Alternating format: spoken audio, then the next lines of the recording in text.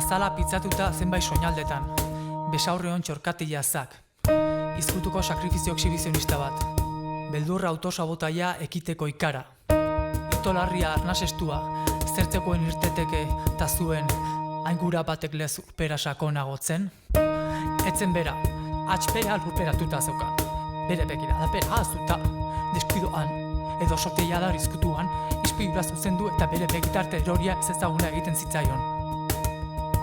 Inoiz ezagutua zuen ezta? Masai ezurra derren urduritasun ertxiak ezin egonean zebilera begibistan uzten zuen, eta min egiten zion masai ezurrean bular erdian eta begitartean. Aingura kolori egiten zion tira, aingura kolori egiten zion tira.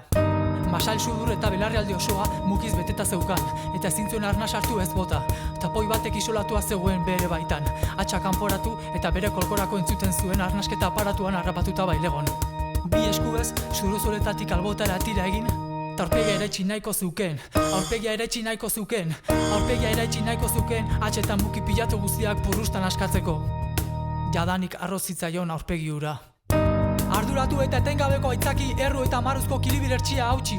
Banantzea ez baitu azal pizzadurak sortzen, pizzadurari berezko zaion unkipenaren grinari aurre ez egiteak baizik. Arrakala, gorputza, objektu, fetitxe bilakatzeak, autoirakurketa simbolikoak dakar zatiketa, pizzadurazuk zeure gorputzari egiten diozun zerbaitelakoaren ideia. Baina aztala zara pizzaduran, pizzadura bizi duzu, pizzadura zara, bizipen indartsu bat, asaldatuta zaude, unkituta, pizzadura zerbait zirrara ez bizi duzulako agertzen da, zeure zirrara da, zatik eta gero dator.